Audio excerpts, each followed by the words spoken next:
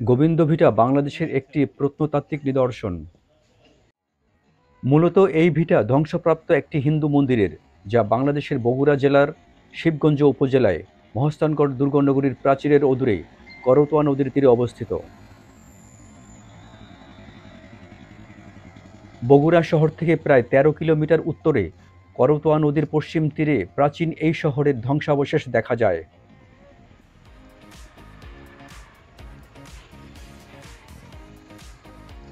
মহাস্থানগড় মহাস্থানগড়ের বট গাছ।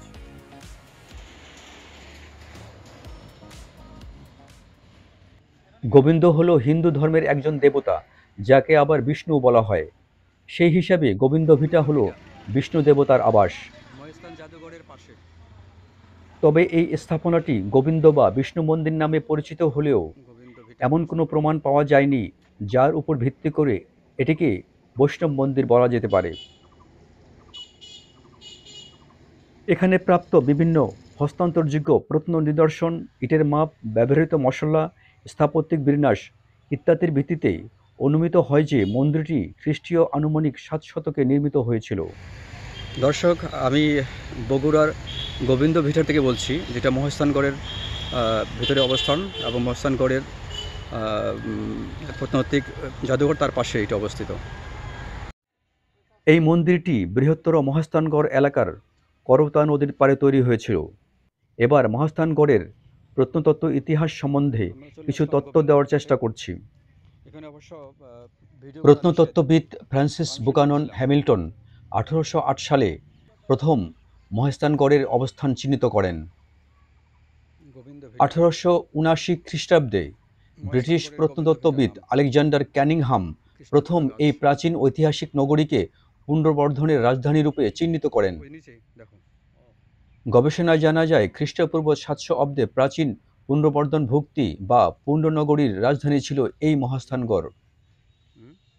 পুনর্বর্ধন ভুক্তি অর্থাৎ পুণ্ড্র রাজ্য ছিল বৃহত্তর বগুড়া, রাজশাহী, রংপুর ও দিনাজপুর জেলার অংশবিশেষ। কিছু পানি আছে। প্রাচীন বাংলার জনপদগুলোর মধ্যে অন্যতম হল পুণ্ড্র।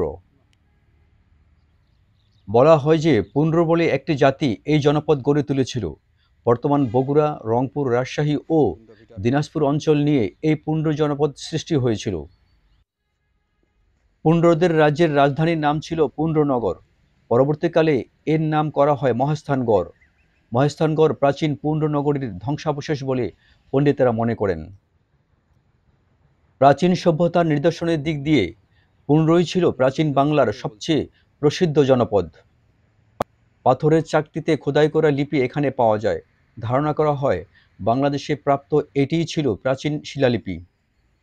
সমগ্র বাংলার সর্বপ্রধান ও সর্বপ্রাচীন এই স্থাপনাকে একটি দুর্গ সদৃশ নগরী হিসাবে তৈরি করা হয়েছিল।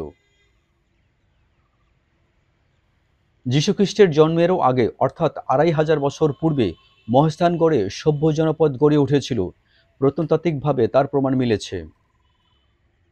এই এলাকায় ওই সময় একটি শহর পত্তনের মূল কারণ হিসেবে ধারণা করা যায়। এক, এই অঞ্চলটি বাংলাদেশের একটি অন্যতম উচ্চতম অঞ্চল। এখানকার ভূমি সমুদ্রপৃষ্ঠ থেকে ১১৮ ফুট উঁচু, যেখানে বাংলাদেশের রাজধানী ঢাকা গোবিন্দ ভিটা সমুদ্রপৃষ্ঠ থেকে মাত্র ২০ ফুট উঁচু। এই অঞ্চলটি সামনে যে করতোয়া নদীর নদী দেখা অবস্থান যাচ্ছে, ও করতোয়া আকৃতি। নদী। নদীটি আসলে ১৩ এটা শতকে বর্ণনা বর্তমান হয়েছে। গঙ্গা নদীর ৩ গুণ বেশি প্রশস্ত ছিল এবং মহাস্থানগড় বরেন্দ্র অঞ্চলের লাল মাটিতে মহাস্থান অবস্থিত, অর্থনৈতিক কি অবস্থা? যা পলিঘটিত অঞ্চল হতে কিছুটা উঁচু। ১৫ থেকে ২০ মিটার উপরের অঞ্চলগুলোকে বন্যামুক্ত ভূপ্রাকৃতিক অঞ্চল বলে ধরা হয়। 1 for sorrow, 2 for joy. শালিক। ২০১৬ সালে মহাস্থানগড়কে সার্কের সাংস্কৃতিক রাজধানী হিসাবে ঘোষণা করা হয়। প্রত্নতাত্ত্বিক নিদর্শন থেকে জানা যায় কয়েক শতাব্দী পর্যন্ত এই স্থান পরাক্রমশালী মৌর্য, গুপ্ত এবং পাল শাসকবর্গের প্রাদেশিক রাজধানী ছিল এবং পরবর্তীকালে হিন্দু সামন্ত রাজাগণের রাজধানী ছিল। গোবিন্দ তৃতীয় ভিটার খ্রিস্টপূর্বাব্দ সামনের থেকে অংশ। পঞ্চদশ খ্রিস্টাব্দ পর্যন্ত অসংখ্য বৌদ্ধ রাজা এবং অন্যান্য ধর্মের রাজারা রাজত্ব করেছেন। সেন বংশের শেষ রাজা লক্ষণ সেন যখন গৌড়ের রাজা ছিলেন, তখন এই মহাস্থানগড় অরক্ষিত ছিল। ওই সময় ভারতের দাক্ষিণাত্যের শ্রীক্ষেত্র নামক স্থান থেকে এক অভিশপ্ত ব্রাহ্মণ এখানে আসেন। তিনি ছিলেন রাজা পরশুরাম। এই রাজা পরশুরাম রাম নামেও পরিচিত ছিলেন। ইতিহাসের এক সময় এই অঞ্চলে ইসলাম ধর্ম প্রতিষ্ঠা করতে আসেন ফকির বেশি দরবেশ হযরত শাহ সুলতান মাহমুদ বলখি এবং তার শিষ্যরা। ধর্মপ্রচারক শাহ সুলতান বলখি সম্পর্কে রয়েছে আশ্চর্য কিংবদন্তি। কথিত আছে তিনি মহাস্থানগড় অর্থাৎ প্রাচীন পুণ্ড্রনগরে প্রবেশ করার সময় করতোয়া নদী পার হয়েছিলেন একটা বিশাল মাছের আকৃতির নৌকার পিঠে চড়ে।